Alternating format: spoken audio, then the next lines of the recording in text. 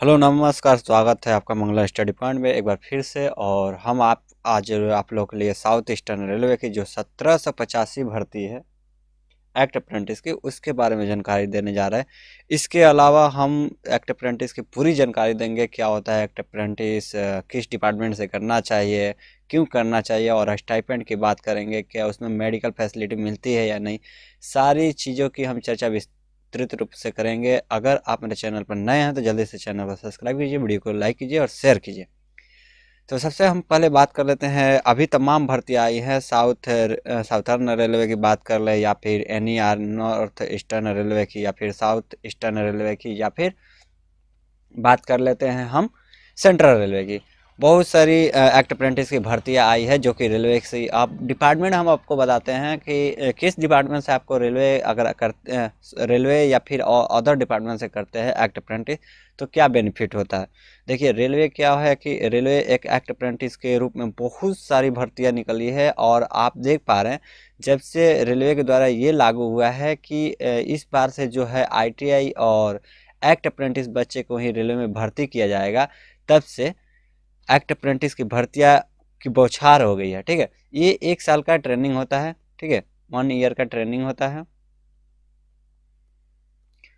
1 साल का ट्रेनिंग होता है, उसमें स्टाइपेंड के तौर पर आपको बता देते हैं 8,050 रुपया पहले मिलता था, लेकिन वर्तमान में देखा जा रहा है कि 7700 सरकार लागू कर दिया। ठीक है, 7700। पहले 8,050 मिलता था। अब हम साउथ ईस्टर्न रेलवे की बात कर ले, तो ये हम आपको अपने खुद पर एक करके और आपको बता रहे हैं। हमने एक्ट अप्रेंटिस कर रखा है साउथ ईस्टर्न रेलवे से, तो हमको बहुत जानकारी है इसके बारे में, क्या होता है क्या चीज़ें। और एक चीज़ और बता देते हैं आपको कि नया नोटिफिकेशन जो है आपको आ चुका है। 27/12/2022 को नोटिफिकेशन आया था, और इसका लास्ट डेट जो है एप्लीकेशन फिल करने का वो 2/2/2023, यानी 2 फरवरी तक आप अप्लाई कर सकते हैं। हम इसकी भर्ती बहुत, आपको एलिजिबिलिटी क्राइटेरिया जो होती है वो 10th होती है और ITI होती है। आप 10th के बाद ITI किए हैं तो आप एलिजिबल है, या फिर आप कहीं से भी ITI किए हैं इंटर मैट्रिक ग्रेजुएशन के बाद, तो आप अगर आपका एज जो है 15 से 24 के बीच है तो आप ITI के लिए एलिजिबल है। और दूसरा चीज़ आपको बता देते हैं, इसका लास्ट जो एज होता है वो आपको 24 से बाद 3 वर्ष से जो दिया जाता है OBC को, और 5 वर्ष SC ST को, और PWD को 10 वर्ष। उस कैटेगरी रिलैक्सेशन के अंतर्गत आप आते हैं तो इस पद के लिए एलिजिबल है। चलिए, हम आपका ज़्यादा समय नहीं लेंगे। अगर आप मेरे चैनल पर नए हैं तो जल्दी से सब्सक्राइब कर दीजिए, वीडियो को लाइक और शेयर कीजिए। ये भर्ती आप देख पा रहे हैं, हम अब बताएंगे फुल फिल प्रक्रिया क्या होती है, यानी आप फॉर्म भरने से लेकर कोर्स कंप्लीट होने तक कैसे कैसे होती हैं। तो देखते हैं यहाँ पर। देखिए, ये सबसे पहले अगर आप साउथ ईस्टर्न रेलवे से हैं, अगर आप फॉर्म फिल करते हैं तो आपको ऐसा फॉर्म फिल करने के बाद मिलेगा। ठीक है, ठीक।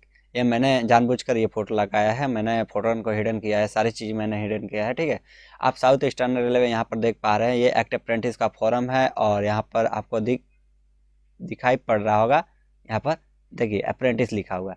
अप्रेंटिस का फॉर्म है, और मैंने आपको बता दें 21-22 के बैच के से थे हम, और मैंने कंप्लीट कर लिया है, हाल ही में कंप्लीट किया है। अब हम आपको बता देते हैं, जब फॉर्म आप भर लेते हैं, ये आपका फॉर्म, तो आपको बुलावा आता है किस लिए, DV के लिए। ठीक है, ये तो ट्रेनिंग का बुलावा है। DV के लिए आपको मेल आता है, उसमें आपको सारे चीज़ें डॉक्यूमेंट मेल आता है, जो फिल करके आपको फिर से DV के लिए ले जाना पड़ता है।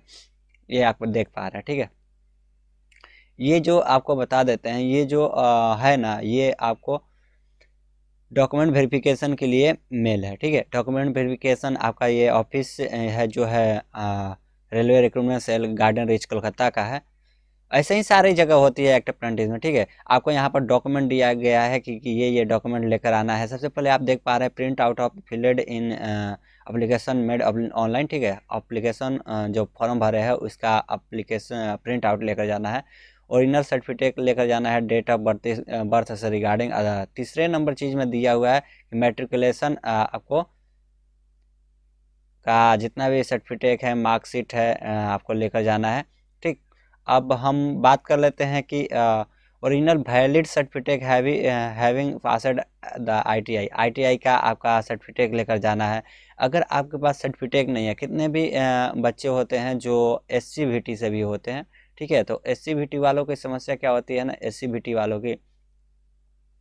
SC/VT वालों का सर्टिफिकेट जो होता है ना उसी टाइम नहीं मिलता है, कुछ दिनों के बाद मिलता है।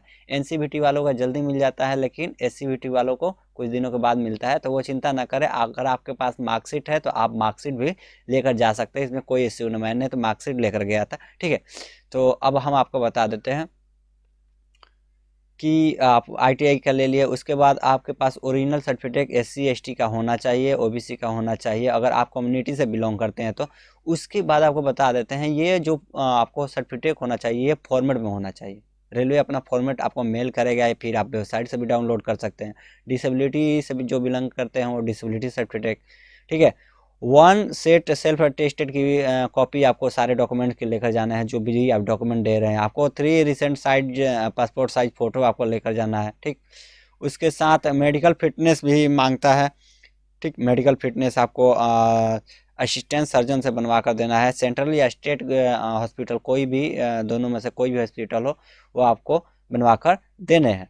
अब आपको कोविड-19 उस टाइम का कोविड-19 था तो सेल्फ डिक्लेरेशन फॉर्म मांग रहा था, लेकिन अभी मांगेगा या नहीं मांगेगा ये उसके ऊपर निर्भर करता है। अब हम बात कर लेते हैं दूसरे फॉर्म की ओर चलते हैं। दूसरा क्या प्रक्रिया होती है, तो दूसरा अगर आपका DV हो जाता है तो DV करने के बाद आपका एक मेल आता है, और जो आपको DRM के ऑफिस से जो DPO ऑफिस से आता है वो आपका, मेरा देख पा रहे हैं यहाँ चक्रधरपुर है, साउथ ईस्टर्न रेलवे का जो हमने इलेक्ट्रिक लोको शेड डाटा भर रखा था, तो वहाँ का जो आपका DRM ऑफिस है वह चक्रधरपुर है। तो वहाँ से मेरे को मेल आया, और वहाँ में जितना भी डॉक्यूमेंट हमने जमा किया था उसमें से कुछ डॉक्यूमेंट को छोड़कर बाकी डॉक्यूमेंट लिए गए थे, जैसे मेडिकल फिटनेस वहाँ पर नहीं लिए गए थे, लेकिन आपके यहाँ पर जो दिए हुए हैं सर्टिफिकेट वो आपको लिए थे, ठीक है। और आपको इसके अलावा आपको कैरेक्टर सर्टिफिकेट भी मांगा था। 2 डिफरेंट गजेटेड ऑफिसर का, सेंट्रल या स्टेट गवर्नमेंट का ऑफिसर होने चाहिए। 4 फोटो कॉपीज रिसेंट पासपोर्ट। एक चीज़ आप यहाँ पर समझ लीजिएगा कि आप जो भी पासपोर्ट साइज फ़ोटो ले जा रहे हैं वो आप फॉर्म फिल किए हैं उस टाइम का मत ले जाइए, वो वाला फॉर्म मत ले जाइए। आप उस फॉर्म फ़ोटो को ले जाइए, उस टाइम का वर्तमान का फ़ोटो होना चाहिए, ठीक है। अब हम बात कर लेते हैं मेडिकल फिटनेस की। तो ये मेडिकल फिटनेस का फॉर्मेट है। अगर फॉर्मेट आपको नहीं मिलेगा तो हमको एक बार कमेंट सेक्शन में कमेंट कर दीजिएगा, हम आपको फॉर्मेट उपलब्ध करा देंगे। या कैसे बनवाना है ये आप देख पा रहे हैं, ऐसे ही आपको फिल करके ले जाना है, ठीक है, सिविल सर्जन के पास, और वो साइन मोहर करके दे देगा। जैसा कि मेरा आप देख पा रहे हैं यहाँ साइन मोहर फ़ोटो पर भी है, और आपको बता देते हैं यहाँ पर भी साइन मोहर हॉस्पिटल से मिलेगा, ठीक है। यहाँ पर साइन मोहर करके देता है। ये सारा चीज़ हमने जैसे आप मैंने भर रखा था, ठीक है, वैसे यहाँ पर आप भी भर लीजिएगा, और साइन मोहर आप नहीं भी भरते हैं तो वो खुद भर देंगे और भर के आपको दे देंगे, ठीक है, और साइन सिग्नेचर मोहर करके आपको दे देंगे। अब हम बात करते हैं कैरेक्टर सर्टिफिकेट की ओर चलते हैं। कैरेक्टर सर्टिफिकेट में आप ऐसे ठीक है भर सकते हैं, या फिर वो जो ऑफिसर हैं गजेटेड ऑफिसर वो भी आपको भर के दे देंगे। सबसे पहले आपको बता देते हैं कि सर्टिफिकेट जो है 2 गजेटेड ऑफिसर से बनवा कर देना है, ठीक है।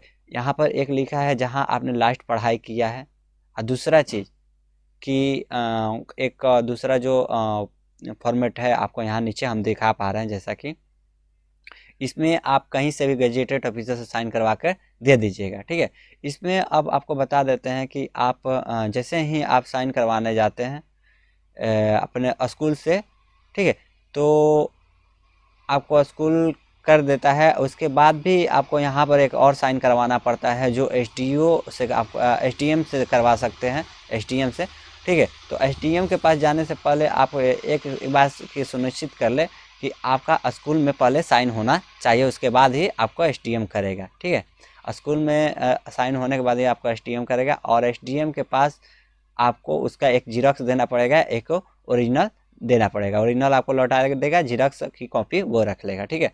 आइए गजेटेड ऑफिसर आप कहीं से भी करा सकते हैं, चाहे हॉस्पिटल से या फिर BDO से या CO से या फिर हाई स्कूल के टीचर से भी करा सकते हैं। अब हम बात करते हैं साउथ ईस्टर्न रेलवे की। साउथ ईस्टर्न रेलवे में यहाँ पर आप देख पा रहे हैं, ये मेरा ज्वाइनिंग लेटर है जो आपको DPO senior DPO officer Chakradharpur से जारी होता है। और ये मेरा जारी हुआ था central railway eastern railway Tata के लिए, देख पा रहे हैं senior division electric engineer TRE यहाँ के लिए। ठीक है, यहाँ मैंने ज्वाइनिंग किया और आपको बता देते हैं कि यहाँ पर जो भी रूल रेगुलेशन स्टाइपेंड के यहाँ पर दिया हुआ है, ठीक है, कि एक कॉपी ऑफ ये तो आपका स्टाइपेंड का रूल यहाँ पर दिया हुआ है, सॉरी। जैसे कि आप देखो हम दिखा पा रहे हैं, पहले में से 70% जो है वह स्टेट गवर्नमेंट देती है और 25% आपको कौन आपको सेंट्रल गवर्नमेंट देती है। तो 70% जो है स्टेट गवर्नमेंट आपको देती है और आपका जो वो सेंट्रल गवर्नमेंट वो 30% देती है, अभी शायद 25% दे रही है। ये आपका सारे यहाँ पर नाम वाम होगा, ठीक है। ये है आपका ज्वाइनिंग लेटर। अब उसके बाद क्या होता है कि आप जैसे ही ज्वाइनिंग के लिए डीआरएम ऑफिस से आप लेटर लेने ज्वाइनिंग के जाते हैं तो वहाँ पर एक कॉन्ट्रैक्ट साइन होता है। इस प्रकार आप देख सकते हैं, जो अप्रेंटिसशिप org.in पर रजिस्ट्रेशन करना पड़ता है। वहाँ पर रजिस्ट्रेशन करने के बाद आपका कॉन्ट्रैक्ट साइन होता है, जो आपको डीआरएम ऑफिस या सीनियर डीपीओ बोल सकते हैं, वहाँ पर आपका कॉन्ट्रैक्ट साइन होकर सबमिट हो जाता है। ठीक है, अब वहाँ से आपको लेटर जब मिलता है तो आप जाते हैं जहाँ पर आपको ट्रेनिंग करनी है, वहाँ पर आप जाते हैं तो आपका आईडी कार्ड बनता है, जैसा कि आप यहाँ ऐसा आईडी कार्ड देख पा रहे हैं। ठीक है, ऐसा ही आईडी कार्ड आपका बनता है। उसके बाद जब आपको स्टाइपेंड के तौर पर आपको हम बता दिए, अगर आप अब भी आपको स्टाइपेंड नहीं पता है तो हम बता दे रहे हैं, 8,050 स्टाइपेंड मिलता है। ठीक है, उसके बाद आपका मेडिकल फैसिलिटी नहीं मिलती है, आपको कोई भी फैसिलिटी नहीं मिलती है। आप जो भी वहाँ पर जाएंगे तो आप बचा कर मशीन या फिर इलेक्ट्रिक से बच के काम कीजिएगा, क्योंकि वहाँ पर कोई भी आप पर दया करने वाला नहीं है। अपनी सुरक्षा आपके हाथ में रहती है, तो आप सावधान रहिएगा। ठीक है, और आपका सिर्फ ट्रेनिंग का काम है, ये नहीं आपको हैवी वर्क कहे बोलने के लिए तो आप सीधे सीधे मना कर दीजिएगा कि क्योंकि आपको ट्रेनिंग करने जाना है, ना कि हैवी वर्क करने जाना है। ठीक है, ये आपका जब आप एक्ट अप्रेंटिस कंप्लीट कर लेते हैं तो पहले जो था ना, पहले आपको बता देते हैं, पहले जो था कि एक्ट अप्रेंटिस कंप्लीट होने के बाद एग्ज़ाम होता था। ठीक है, लेकिन वर्तमान में ये एग्ज़ाम को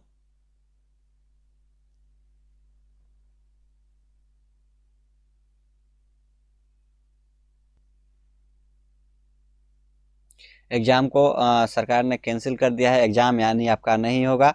आपका क्या होगा तो आपको बता देते हैं, सीनियर जो डी होते हैं वो आपका एक प्रैक्टिकल प्रैक्टिकल या फिर ओरल भी होता है। ठीक है, ओरल या फिर प्रैक्टिकल आपका एक इंटरव्यू में बोले, इंटरव्यू लेंगे, उसके आधार पर आपको नंबर दे देते हैं। ठीक है, जैसा कि आप यहाँ पर देख पा रहे हैं मेरा नंबर, ये जो है रॉ मार्कशीट है।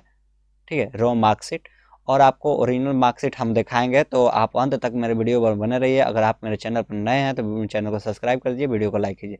ये रॉ मार्कशीट है, देख पा रहे हैं मेरा यहाँ पर जो टोटल मार्क्स आया है, यहाँ पर आप जो 283 नंबर आया है। ठीक है, और आपको बता देते हैं कि मैं यहाँ पर पास पास दिखाया गया है, और टोटल जो आपका मेरा टोटल मार्क्स आया है वो 368, प्रैक्टिकल और थ्योरी दोनों मिलाकर। यहाँ पर आप देख पा रहे हैं, ये जो आपको बता देते हैं प्रैक्टिकल का मार्क्स है, और ये जो है सेशनल जो प्रैक्टिकल, सॉरी इसमें थ्योरी अब नहीं होता है, प्रैक्टिकल नहीं होता है। और आप ये सेशनल और प्रैक्टिकल मेन और सेशनल दोनों होता है। ठीक है, तो ये मेरा दोनों है। टोटल मार्क्स 368 आया है। ठीक है, जो कि 92% होता है। 400 नंबर का एग्जाम होता है। ठीक है, एक सेशनल होता है और एक मेन होता है, जो कि आपको बता देते हैं 400 नंबर में मेरे 368 आए हैं, यानी 92% होता है। उसके बाद आपको इलेक्ट्रिक लोको सेट के द्वारा या फिर कोई भी आप जहां ट्रेनिंग कर रहे हैं वहां से आपको एक मिलेगा ऐसा रॉ सर्टिफिकेट। ठीक है, रॉ सर्टिफिकेट, इसको आप ले कर जाएंगे फिर डीआरएम या सीनियर डीपीओ के ऑफिस में, तो वहां पर आपको ये जमा करना होता है। जमा करने के बाद आप वहाँ से रिलीज हो जाते हैं, यानी आप रिलीज लेटर और सर्टिफिकेट और रॉ मार्कशीट लेकर जाते हैं, और तो वहाँ से आप रिलीज हो जाते हैं, यानी आपका ट्रेनिंग कंप्लीट हो जाता है। अब आप उससे संबंधित नहीं रखते हैं, ठीक है। उसके बाद क्या होता है, उसके बाद आपका होता है ओरिजिनल सर्टिफिकेट, जो कि आपका जो अप्रेंटिसशिप की वेबसाइट जो कि आपने कॉन्ट्रैक्ट साइन किया था वहाँ पर ही आपको ये मिलेगा ओरिजिनल, जो कि 2-4-5 दिन के बाद आपको मिल जाएगा। देख पा रहे हैं मेरा है, जैसा कि मेरा जो सेशन आप यहाँ पर देख पा रहे हैं, ठीक है। तो ये रही कंप्लीट जानकारी। और अब हम आपको बताते हैं कि फ़ायदा क्या है, और मार्कशीट भी आपको दिखा देते हैं। ये मार्कशीट है और ये आपको सर्टिफिकेट दिखा देते हैं, ये सर्टिफिकेट है, ठीक है। अब रही इससे फ़ायदा क्या है, तो हम आपको इसका फ़ायदा बता रहे हैं कि इसका एक्ट अप्रेंटिस करने से फ़ायदे जो है, सबसे पहले कि ग्रुप डी में, रेलवे के ग्रुप डी में आपका जो भी एग्ज़ाम होगा, ठीक है, सीबीटी एग्ज़ाम होता है।